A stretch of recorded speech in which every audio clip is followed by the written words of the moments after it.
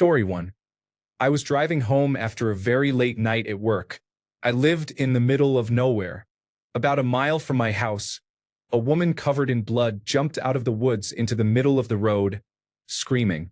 I panicked, drove around her, then slammed on the brakes to stop and help. Her boyfriend had beaten her and was chasing her through the woods. I got her into my car and called the police. They met us at the hospital because I told them I would not wait on the side of the road while he was nearby. Story 2. I went on a mountain hike in Transylvania with a group of friends from school. After about 12 to 14 kilometers of trekking, we saw a house in the middle of nowhere. It had a barn and a few animals, a couple of cows and some chickens. As we got closer, we saw a few people. One man and 5 or 6 women. Not sure if there were more inside. The man came to greet us but barely spoke our language, and we had a hard time understanding him. They lived without electricity or gas. This was in the early 1990s, so there was no internet or mobile phones for most people. They all looked strange, with blank expressions. They asked who the president was now and if we wanted some milk.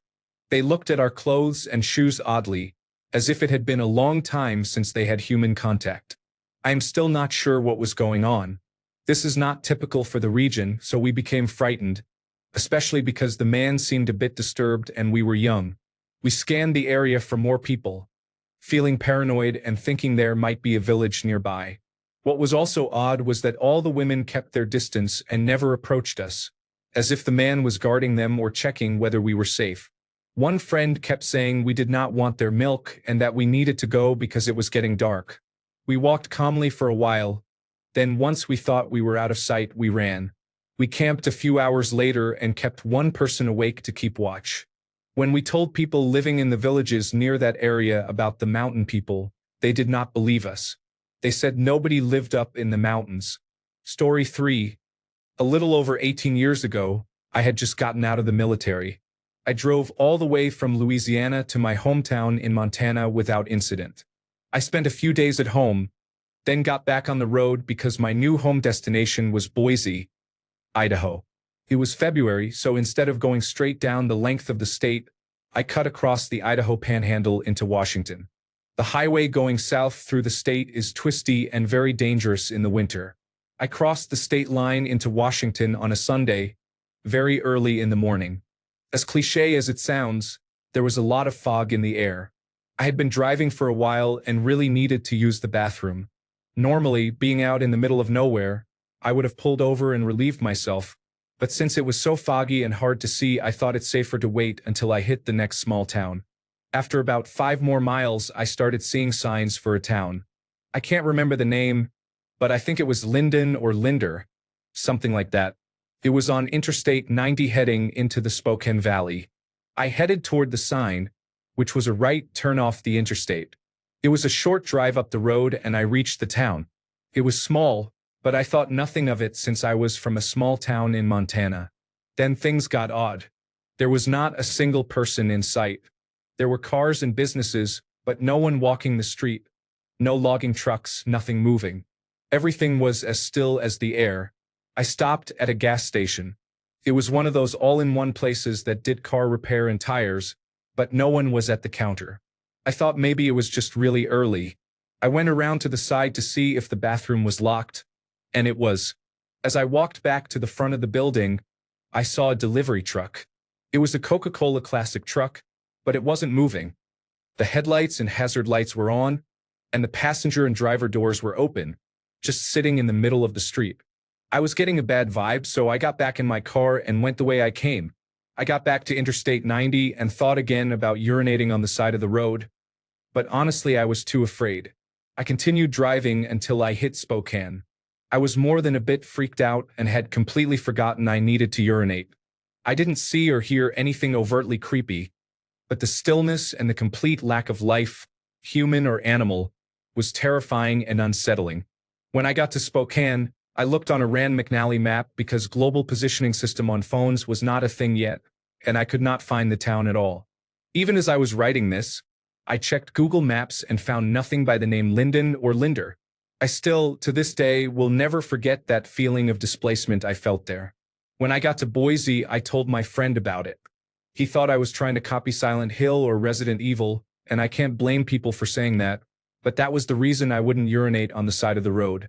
I kept recalling the part in Resident Evil where the hikers were killed by the dogs. Anyway, if you stuck around this long, thanks for reading. If you know of a town on Highway 2 between Coeur d'Alene, Idaho and Spokane, Washington, let me know. If you are from there, I mean no offense, but your town is creepy as hell. Edit. I have to correct myself.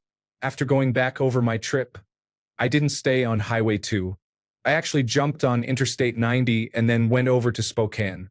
The last couple of days I've been thinking about this, and I have a 3-day weekend coming up.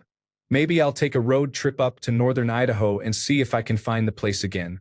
Maybe I'm tempting fate, but it's going to be my 37th birthday. So here's to adventure. Story 4. While doing urban exploration in a dilapidated church at night, I found a circular motif in the flooring on one level where I guess a podium once stood. There was fresh blood on it, as if something had been killed there. Later, when we went into the basement, we heard someone running upstairs. I will see if I can find a picture. If it is on my desktop personal computer, I probably will not be able to access it for a while because it is damaged. Story 5. When I was very young, my older brother and I took a boat ride on a family trip. My mother warned us to avoid a large floating object because she thought it marked a dangerous rock under the water. As children, we went straight to explore it. It turned out to be the body of a tourist who had gone missing a week earlier, as the police told us a few days later. The creepy thing is he was one of a group of people who had disappeared together. I believe they never found the rest. It was not a good childhood memory. Story 6. Not sure if this is the kind of story you were looking for, but it is a fun one to tell, so here you go. I used to work in low-income home weatherization, basically giving away free items to help lower electricity and gas bills and make homes more comfortable for people who needed it. We installed doors, insulation, and so forth.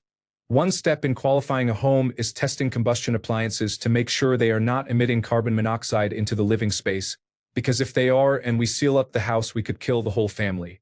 During a pre-inspection of a home on the outskirts of the city, I asked to see the owner's water heater. He told me it was in the basement, which is fairly normal, and I said I had to inspect it before work could start. He went into the kitchen and started moving the refrigerator. It turned out the entry to the basement was under carpeting beneath the fridge. I should note I did thousands of homes over the years and had never seen such a thing.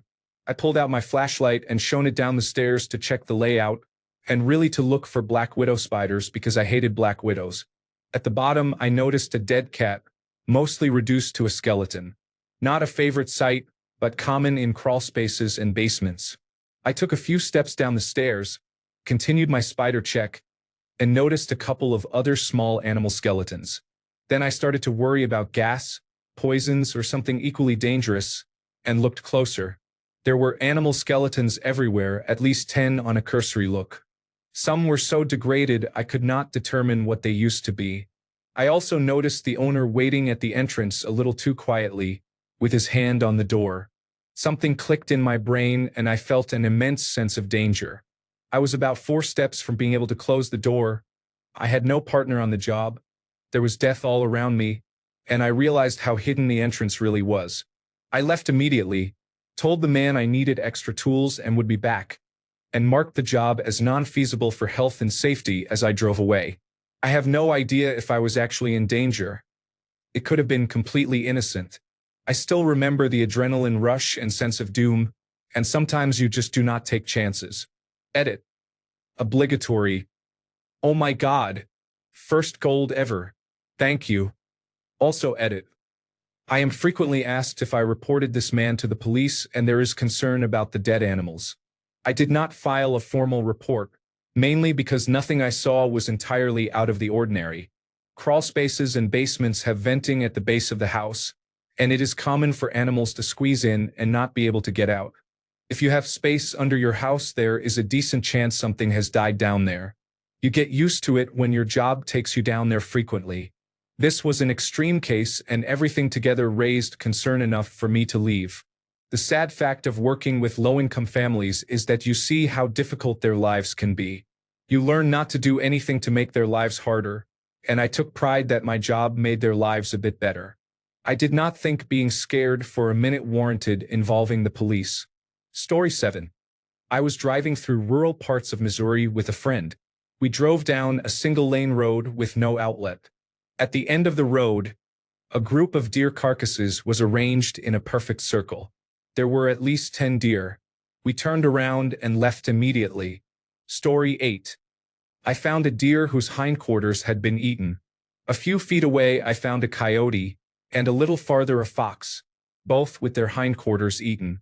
There were no bullet holes or signs of an arrow, and I could not find tracks from other people or animals. It was very creepy. I found them in the hills of West Virginia. Story 9. I had been at football training with a few of my cousins when I was about 10 years old. We decided to take a walk before our parents picked us up, so we went along the canal towpath. My cousin looked down into the canal and saw a nice jacket floating along. Acting like a scavenger, he reached in to fish it out. The jacket turned over and so did the man wearing it. He had no face. That was rough. Story 10. A friend and I decided to take our four-wheel drive vehicles and go camping in the mountains. I woke in the middle of the night because I needed to urinate. I put on my headlamp and walked a bit farther from camp. As I relieved myself, I heard rocks rustle behind me, as if someone were walking on them. Anxiety rose. I finished and turned around. My headlamp faintly lit the area, and all I saw were eyes, about 20 of them, staring at me. My breathing stopped and I froze. Then I heard a long bleat. It was a herd of mountain goats, intrigued by the human in their backyard. They almost gave me an aneurysm. Story 11. This is probably less scary than many other posts, but I was convinced I would be the nameless victim at the start of a horror movie to show how dangerous the monster is. My dad and I were walking through the woods when we found a young moose leg lying on the ground. It looked like it had been violently torn off, with no sign of the rest of the moose. It was fresh, blood still on the wound, probably no more than a couple of hours old. My dad is a skilled hunter, so he gave me his axe and told me to watch for wolves while he looked for tracks. After a little while he came back and said it was strange. Normally, if wolves were responsible you would see paw prints, but there were none. No bear prints either, so he had no idea what killed the moose. I asked if he had found any tracks at all. He pointed out what appeared to be the mother moose's tracks heading our way and said you can see how her stride is longer here. Whatever killed her calf, she did not want to fight and ran away. He pulled out his bear spray and held it at the ready as we walked deeper into the woods, armed with bear spray and an axe, while an unnamed predator that left no tracks remained at large. Story 12. I work as an autopsy technician. It is a fairly routine occurrence and does not faze me now, but the first time I heard a deceased person's exhale or moan, it was very creepy. Story 13. There is a section of Joshua Tree National Park called Samuelson's Rocks, where an old Swedish prospector who had lost his mind used to live. He carved all sorts of strange sayings into the rocks. During the day they look neat. At night, in a lightning storm, they resemble something out of Howard Phillips Lovecraft. Story 14. I am a night owl, so I used to stay up late at the computer lab on my university campus. It was open until 2 a.m. I was walking home and there were about 4 to 6 people covered in burlap robes and giant hoods, sitting cross-legged on the quad. The next morning those people were still there. It was a chicken wire and burlap art piece. Story 15. I was mountain biking in the woods when I came across a man of East Asian appearance in a perfectly fitted suit, carrying a briefcase and walking casually. Story 16. When I was about 7 or 8, my parents sent me to a local summer camp. They picked me up in the afternoons. I never really liked it because the other kids were mean, everything was either broken or dirty, and the counselors did not seem to care. I remember the girls' changing room had a door that led out to the woods. The doorknob was missing, so it was unlocked all the time and you could see through the hole. This was where the girls changed into their bathing suits, and there was usually someone blocking the view while we changed so the boys could not look in. One day I was changing alone and no one was blocking the door. I looked over and saw an eye peeping in through the hole watching me change. I quickly pulled the rest of my clothes back on and ran out to tell my twin brother. I told my dad that I did not want to go back to that camp anymore, and he begrudgingly took us out of the camp soon after because he knew how much we hated it. Years later, the camp had been closed for many years, and I asked my dad about it. He grew grim and told me it had shut down because a 13-year-old boy had raped a 7-year-old girl in the woods right behind the girl's bathroom a few weeks after I had told him about someone watching me change. Story 17. Cowlitz River, Washington State. I was camping with my dad, my sister, and my buddies in the early 1990s. Something was throwing rocks and sticks into our camp. We shone a flashlight and caught a reflection of eyes and a silhouette, very tall. Kept throwing stuff into our camp randomly for about 15 minutes. We stoked the fire high. In the morning, I woke to heavy footsteps in our camp and a terrible smell. I woke my dad. He shook the tent and yelled, and whatever it was ran off. Story 18. My girlfriend and I were hiking along some abandoned railroad tracks when we reached a small bridge over a creek. I was about to explore under the bridge when she pointed something out. I looked into the woods across from us and saw a man. I thought nothing of it and continued to the creek area. But then the man stood up and was naked. We immediately backtracked to get away, and about 1 minute down the trail I looked back and saw the naked man standing in the middle of the trail watching us walk away. Story 19. I was a cook on board several National Oceanic and Atmospheric Administration research ships. In the Bering Sea, I saw what appeared to be a massive black triangular-shaped craft dive under the water. I viewed it from a distance of about 2 nautical miles. Story 20. I was on a camping trip with some friends when we found 7 or 8 chipmunks and squirrels in a pile. They were dead and missing their legs and arms. This is my highest-rated comment. Thank you. Story 21. In a patch of trees beside a field near where I keep my horse, there is one of those large oil drums sealed with a heavy boulder on top. The only way it could have gotten there is by being placed by a tractor or some other heavy lifting equipment. My partner and I tried to push it off, but we were not successful. I do not know why, but it creeps me out every time I see it. I regularly walk my dogs past it to see if they show any interest, but after watching them look for a toy that was clearly in my lap, I am not sure I have much faith in them anymore. Update. Thanks to everyone who commented. You all made me realize that it could be something a bit creepier than I first thought.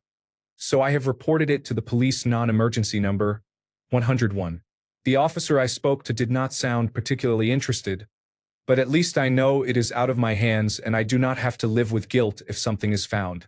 I intended to get up there yesterday to have a look, but I had a brutal physiotherapy session that left me incapacitated for the day. I will go tonight after work, so hopefully, if the police have not arrived before me, I might still be able to take some pictures for everyone. I thought my partner had taken a photo of it before, but I cannot seem to find it on her phone. Anyway, thanks again for putting the fear in me and for prompting me to do the right thing. Story 22. This was several years ago. My friend Levi and I had a great spot to hang out in the woods. To get there, you had to walk in the middle of a creek for a kilometer and duck through sharp bushes and thistles. The hike was worth it. The spot was about half an acre, covered in green grass on a gentle incline with clear ponds everywhere. There was a lot of wildlife and many butterflies. One day on the way to the spot, Levi and I were walking along the river. It was in the middle of a valley and nobody else went down there. Suddenly Levi froze and ducked into a bush. I did the same, thinking there must be a large animal. He was staring up the hill, so I looked up. 2 people were standing at the top, heaving a limp body back and forth. We watched as they threw the body down the hill. It bounced off trees and got caught on a branch at the bottom. Then they ran off. We were terrified.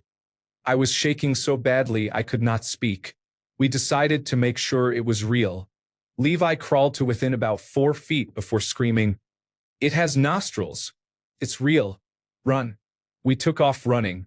I glanced back and saw the 2 people go back up the hill. My friend and I ran 2 kilometers through thick brush and trees to get away. The next day we were in the car with his parents on the way to town and saw about 10 fire trucks at the school near the forest. Terrified, we told his parents, crying and convinced we were going to be killed. His mother started laughing and said, "They are training for search and rescue. That was a dummy the firefighters had to find." I never slept as well as I did that night. Story 23. When I was 15, My friends and I like to climb abandoned buildings. We found one down by the river, about 3 stories high and in pretty bad condition. At first, there were no stairs and we had to pull ourselves up. Later, we reached the top using broken stairs. At the top was a small open room where someone was living. We walked in to look around and immediately noticed the walls were covered in pictures of women who were naked and tied up, clearly in pain and in various positions. Some appeared dead, but they were cut from magazines. We never left a building so quickly. Looking back, it was probably just pornography involving bondage, discipline, dominance, and submission and sadomasochism, but 15-year-old me ran away. Story 24. My boyfriend and I were walking on the beach and climbed a large rocky cliff to make out. Someone was standing and gazing at the ocean, crying and trembling. This was late at night, around 9:30 p.m. We asked if he was okay. He apologized and ran back down the cliff toward the public area. We watched him until he reached it, then decided to call it a night. I'm pretty sure he was going to jump. Story 25. I was walking with my family when I was little, and we came across a sheep's head. There was no body or blood, just a severed head on the path. It was the first time I noticed that sheep's eyes have slit pupils, and I think it was my first encounter with something so gruesome. Story 26. My friend and I were chilling in the woods one day back in high school and saw a dog walking by, later followed by a boy. He looked troubled, so we asked if he needed help. He obliged, telling us he was dog-sitting for his friend and the dog had gotten loose. We spent a good hour following the dog and the boy, going deeper and deeper into the woods. Eventually I got the dog to come to me, but it wasn't wearing a collar, so I couldn't hold on to it.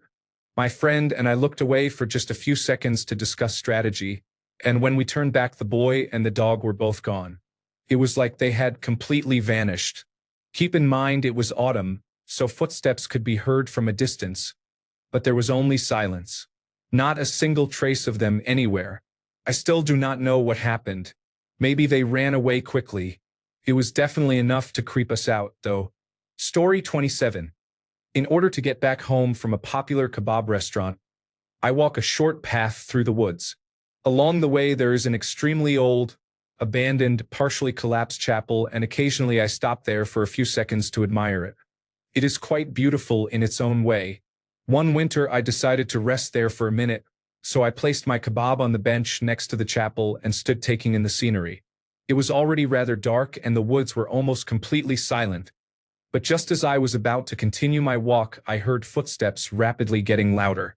A child was running toward me, and as it realized I was there, it started repeatedly screaming, "Run! He is coming!" Perplexed, I watched the child run past me without moving. Almost immediately, a heavier pair of footsteps appeared. I could make out a silhouette in the distance, and at that moment I became really scared. Rather than run, I hid in the chapel by the altar, tripping over an old broken bench on the way. The footsteps grew louder, but as they approached the chapel, they suddenly went silent. About 15 seconds of complete quiet passed before someone broke the silence with, "You left your kebab on the bench." It turned out to be a neighbor from my street. His nephew had been visiting, and he had been racing him to the kebab stand. I suppose this is more silly than creepy. Story 28. This took place in the Australian bush at around 10 or 11 at night. I was 17, leading a staggered column of about 60 cadets to our detachment campsite. Due to light discipline rules, only I at the very front of the group and the other flight commander at the rear had torches on. This was so any vehicles coming along the trail could see us, and so most of the cadets could maintain their night vision. We were camouflaged and thus difficult to see at night. As we walked, I periodically looked to my sides and kept seeing what looked like dewdrops on the ground, almost like tiny blue gems glinting in my torchlight on either side of the road. I had to maintain my position in the formation so I could not get a good look at them. After a while, we stopped for a very brief break, and I took the opportunity to have a closer look. Walking over to the side of the trail, I spotted a small cluster and focused my head torch on them. Rather than diamonds or dewdrops, I saw a group of about 5 large spiders crouching in the leaf litter and staring at me. They looked like huntsman spiders, about the size of an adult's hand. Sweeping my torchlight around, I realized there were thousands of them. all over the ground, on the trunks of trees, and everywhere around me, glaring at the light on my head. I had a very brisk walk back to the formation and attempted to play it cool while screaming inside. As a severe arachnophobe, I have no idea how I managed to set up a tent and spend the next week in that cursed forest. Story 29. I was in a large wooded area near my boyfriend's home with him, late at night, nearly midnight. We had gone deep into the woods and had done a fair amount of climbing. The nearest path was a 5 to 7 minute climb down, so it seemed unlikely anyone else would be there at that time. While we were kissing, he thought he saw a shadow move 20 to 25 feet to our left, climbing, but it froze when he looked at it. He told me to be wary, and at that moment we saw a dark figure climb diagonally upward, aiming to get above where we were. We stayed still and watched as he closed the horizontal distance and ended up about 15 feet above us on a steep, densely wooded slope. Then he began to come toward us. Without hesitation, my boyfriend grabbed my hand and we ran downhill to the path. We reached it in less than 2 minutes, still holding hands and hearing someone running behind us. We ran out of the forest to a nearby cafe and sports courts where there were people. Realizing we had come close to being mugged or worse, we vowed never to go there at night again. Story 30. I was a Boy Scout, camping with my older buddies and an adult leader in Yellowstone. We had been backpacking for 2 days and stopped in a beautiful little clearing at the bottom of some huge tree-covered hills. As the sun set, we made a fire, and I climbed into the trees to dig a hole and fill it back up. While I squatted there, basking in the moonlight and appreciating the glow of the fire among the trees, I looked up to a ridgeline a few hundred yards away where the moon was rising, and I honestly saw a very large cougar crest the hill and just watch our fire. It was likely no danger to me, but seeing that outline and that unmistakable shoulder crawl was haunting. I watched it sit there for a good 15 minutes until I was called back by my worried friends. I pointed the cat out to them when I came back because it was still watching us. Story 31. Summary. Nearly got murdered backpacking in rural Tasmania. My boyfriend and I were backpacking through rural Tasmania a few years ago. While on a bus, we discussed our plans for the next 2 weeks. The woman in the seat in front turned around and offered us a place to stay in her town. We declined because we were headed elsewhere first, but she gave us her mobile number and said that she and her partner would love to have us. A few days later, we decided to take them up on their offer. We called her, and she said they were happy to host us. So far, so good. They met us at the train station and immediately something felt off. It is hard to describe, but it was that primal feeling in your gut that tells you something is not right. We ignored it and followed them. They led us straight out of town. We asked where we were going and they said they lived on the outskirts. The town was very creepy. It was an old mining town that had been largely abandoned, and as we walked about 15 minutes to their home, the houses got worse, with boarded-up windows, overgrown gardens, and no people in sight. Eventually, we reached the house at the very end of town. We went in. In the middle of the living room was a single mattress with a sheet hanging around it. They showed us around the house except for one door that stayed closed. When I asked what was behind it, they pretended not to hear. Our room had a made bed and a chest of drawers and looked normal. It seemed strange that they slept on a mattress in the living room when they had a guest room. There were many knives. My boyfriend asked if they went hunting. They said no. The partner handed one of the knives to my boyfriend and asked him to open it. It was a very large Bowie knife with what looked like blood stains around the edge of the blade. He laughed awkwardly and set it down. They had a tattoo gun, supposedly to practice. My boyfriend asked if they had any tattoos. They said no. There was a small axe by the door. I asked if they collected wood. They said no. Suddenly the man said he wanted to go to the shops. We agreed quickly because we were creeped out and wanted to get back into town. The 4 of us left and they started walking in the opposite direction from town. I said the town was the other way. The man said this way would be more interesting because it went up through the trees. He said they had never been up the mountain before, but he knew the area and it would take the same amount of time. I told my boyfriend I was freaking out, but he thought it was okay. We followed them into the trees. The path went up the mountain. We were going in the opposite direction from town. The woman turned to her partner and whispered, So where was the place again? My boyfriend and I froze. I said I wanted to take the road back to town and started walking. When the four of us arrived at the only shop in town, no one recognized the couple. This was a very small town. We made an excuse that we wanted to look at the sights and that we would catch up with them later. Instead, we booked a hotel room and panicked. I did some snooping about the area. Their house had an extra room behind the closed door and a basement. The path we had been taking led straight out of town and up the mountain. There was no way it could loop back into town. So I was pretty sure we had narrowly avoided being murdered. Or maybe they were just very strange people. To be honest, the creepiest thing was that there was no drug paraphernalia at all. The state of the house and the strange behavior would have been understandable if they had been intoxicated. But that was not the case. Story 32. It wasn't creepy for me. I used to live on a 200-acre farm, and dirt bike riders would ride onto our property. One night at about 10 o'clock, my dad heard them coming. So he got out of bed completely naked, grabbed his shotgun, and ran toward them. I wasn't awake, but my brother was and said it was the funniest thing he had ever seen. Imagine a biker or Viking-like naked man running at you with a shotgun. Needless to say, they never came back after that. Story 33. In Auburn, Alabama, in 2008, it was Halloween and we Googled haunted houses. I can't remember what the website was like or if there even was one, but it was about 45 minutes away. I know that it wasn't a big attraction and we figured it was on someone's land and would be a local thing. We drove out there at about 10 p.m. This was before iPhones and global positioning systems, so we had MapQuest directions. We ended up going down a pretty country road for a while with no streetlights, then turned down a dirt road that went through the woods. It was pitch black. We went down it for about 10 minutes and finally saw an old house with a handwritten sign by the driveway that said "Haunted House." There were no other cars, lights, or people anywhere. We pulled into the driveway and sat there for a second thinking this is messed up. We should leave. All of a sudden, an old pickup truck turned on its headlights about 15 feet in front of us, facing us. It started driving toward us down its own driveway. We backed out and peeled away. It followed us, almost bumping our rear end, right on our tail down this pitch-black dirt road in the middle of the Alabama woods. We were flipping out. It was Texas Chainsaw Massacre and The Hills Have Eyes stuff. The truck stayed on our tail, blinding us and almost bumping us all the way back home until we got off our exit and it finally let us go. No idea who was driving.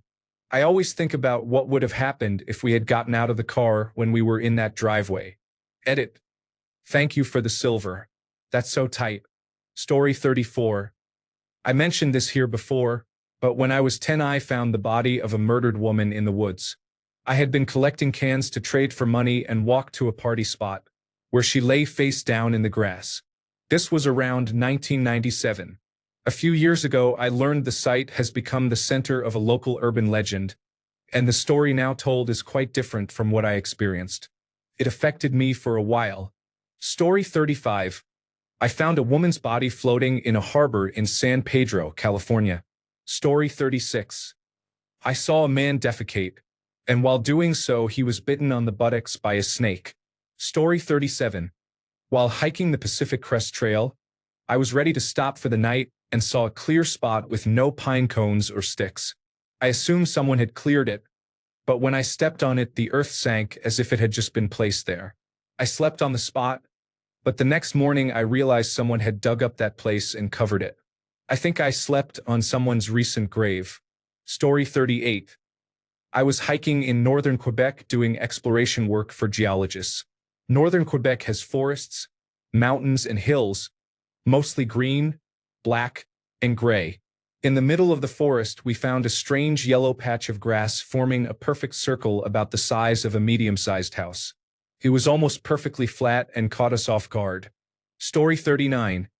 I was working in a forest in East Africa for a while. It was getting seriously dark, and we were hiking back to the car. The wind was quite strong, but you could still hear ruffling in the leaves. As I turned around, I saw something large in the shrubs. A leopard. I shrieked, and someone in the group fired a shot into the air to scare it away. I am glad he did not shoot the animal and relieved when it bolted away. Story 40.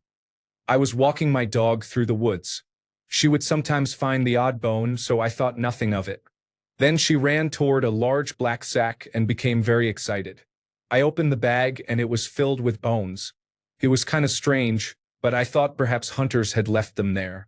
I walked a bit further and started seeing more and more bags. Then I came upon a large cluster of them, at least 20, each filled with bones. I decided my dog had walked enough after seeing that. Story 41. When I was about 11, a friend and I were walking through the woods because he said he had something to show me. We walked down the path for about 20 minutes until he started moving through a stand of closely planted thin trees. Despite my confusion, I followed him until we entered a clearing and found a round mud hut in front of us. He said he was too scared to go inside, so I did. The interior floor was sunken, and there was a small fire in the center surrounded by do-it-yourself wooden benches. Although that was odd, the real showstopper was the walls. Every inch of the mud walls was covered with animal skulls wired into place, ranging from a small sparrow skull to a deer skull. It was a striking sight, to be fair. Outside the hut was another small bench with the phrase, "Where heaven and earth meet," carved into it. In January of this year, my mom and I tried to find the hut again. We did find it, but it had been demolished and all but a few of the skulls were missing. It looked as if someone had jumped on top of it after stealing the skulls, perhaps for what I can only imagine was some vulture culture collection. It is sad it had to go, but I still remember it as if it were yesterday. Edit. Thanks for the upvotes. Someone suggested it might have been for a film shoot, but that seems unlikely because the hut remained there for multiple years, and the skulls appeared to have taken a long time to find and wire up. There is only one school in the area, and it is a small primary school, so this was hardly a community project. Story 42. It sounded like babies crying. It was coyotes. The creepiest thing, though, was when we saw a lone person walking through the woods in the middle of nowhere. I don't know why that's creepy, but it is when you're out there. Story 43. I was once walking through the woods and kept finding jam sandwiches cut into triangles, deliberately lined up on logs or stacked in small piles on the ground. There were approximately 30 sandwiches worth of triangles spread over 1 kilometer, like the Blair Witch Project but with jam sandwiches. It was the strangest thing I have ever come across. Story 44. I'm not sure how creepy this is, but I was on a week-long camping trip with some friends when I woke up to find a weasel sitting on my chest, looking at me. I never knew I could scream that loud. Story 45. It was 2 a.m. We were in a tent in the woods in Maine. I was about 8. Mom, there's something creeping around outside the tent. MMMPH, you're dreaming. Go back to bed. Mom, there really is something out there. No, there isn't. Just then something whapped the side of the tent, hard enough to shake the whole thing. My mother, who was entirely too goddamn tired to deal with this, sat bolt upright and whapped right back in the same spot. From outside the tent we heard, meow. Turned out to be a house cat. We didn't hear anything else that night. Story 46. A man walks up a mountain with a cat calmly sitting perfectly still on top of his head. Story 47. This is a picture of my bathroom mirror. My girlfriend got out of the shower and called me in a panic. A handprint appeared in the middle of the steamed-up mirror, very noticeable and all by itself. For reference, I pressed my handprint on the left and hers on the right. I live alone, and she is the only person who has been to my place in at least 6 months. To this day, I have no idea where the handprint in the middle came from. Story 48. Not creepy per se, but it definitely scared the shit out of my friends and me. We were on property that we did not know was restricted. It was right around sundown. We had hiked for a while to a clearing we had been to many times. On a ridge about 25 miles away, we saw a woman on a horse. Bottles were falling out of her saddle, and she seemed inebriated. She was slurring and yelling at us about her property. She then pulled out a revolver and fired multiple shots in our direction. We ran terrified and never went back. Story 49. I have told this before and it will stick with me until my deathbed. I was a high schooler in the mid-1990s, We went fishing off the coast of Corpus Christi with my uncle and cousins, about 18 miles out. We had been out all day. It was around 8 p.m., and we were gearing up to head back in. It was before daylight saving time, so the sun was already going down and it was getting dark. I was at the stern bringing in the traps. As I pulled one in, I saw a glow about 100 to 150 feet off. It was nothing I had ever seen. The best description I can give is it was like a toaster underwater with the orange heating elements glowing, but not exactly. It was very large. We were on a 38-foot boat. I would guess it was 5 or 6 times bigger, though it is hard to judge sizes on open water. The water above it was not churning, but you could tell it was disturbing the surface, almost like it was pushing the water up. The whole time I expected something to break the surface, but nothing did. I froze, like when a cat suddenly runs into the road at night. Finally, I called to my uncle. He came around and stopped right by me. He did not say anything. He was as stunned as I was. Then the object suddenly jetted out toward the Gulf, instantly accelerating. All I said was, "You seen that before?" My uncle said, "Nope, let's go." I said nothing more on the way back in, and neither did he. My cousins asked what happened. My uncle only said, "Nothing." What could it have been? I have researched it on and off for the past 25 years, especially after the internet became available. I have found many reports of something very similar. There is a naval base nearby, but no known submarine bases.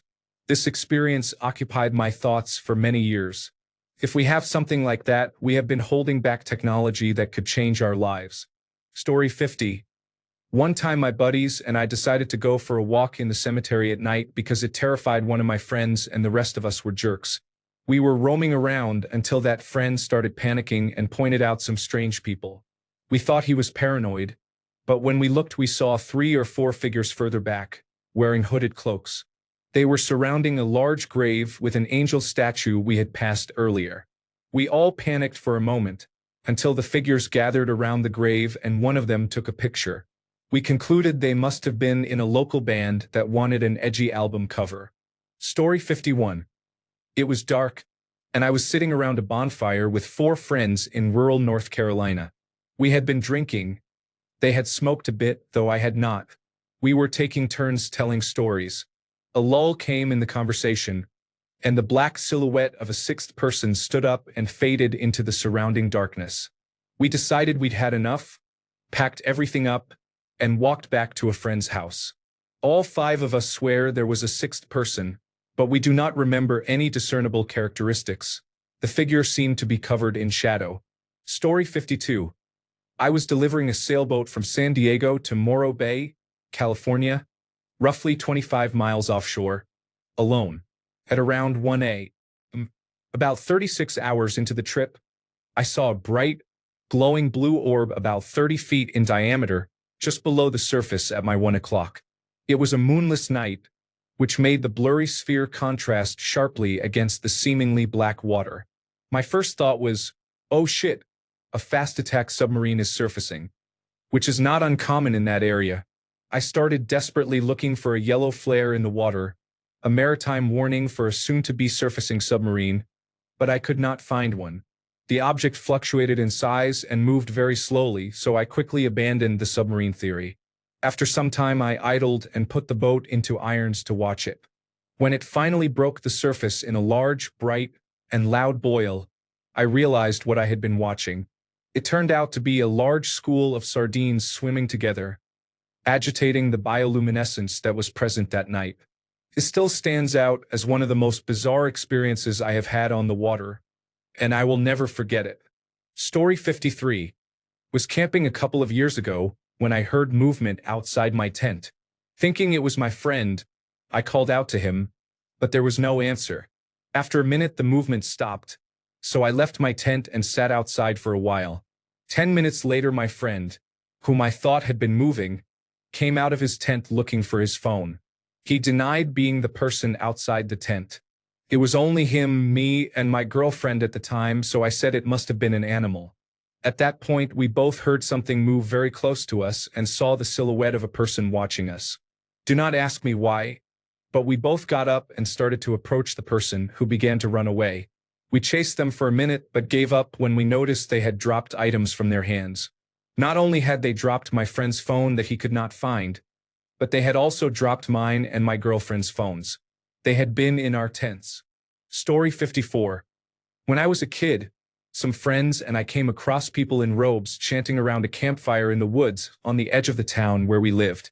We were staying at a friend's house for a birthday party and sleepover and went for a late-night walk. This was in the late 80s during the Satanic Panic. Looking back now, I am sure it was just some teenagers goofing around, but at the time it scared the living bejesus out of us. One of the girls with us had a panic attack and began hyperventilating. It got pretty serious, but we finally managed to calm her down. Story 55. When I was a kid, I lived on a tiny property in the woods. My house was built where stables once stood. My room, back when it was still a stable, was where the hay was stored. Before I tell the creepy part, I should say a few things. When you were in my room, you could sometimes smell hay out of nowhere. My dog always refused to go upstairs because something there terrified it. You could sometimes hear knocking on doors. There were 3 entrance doors, sometimes all knocking at once. Now for the creepy part. My room had a large window that looked out over the woods. My garden was basically a clearing. Once I heard a child giggling from upstairs. I ran there only to find my window open and something running out into the woods. I spent 2 more years in that house and felt unsafe the whole time. Edit. For those who think kids were pranking me, I doubt any child could have survived such a fall from my room into the garden on private property. The only entrance has a large gate that is difficult to climb. Thanks a bunch for sticking around till the end of the video. Remember to subscribe, and until next time, stay awesome and goodbye.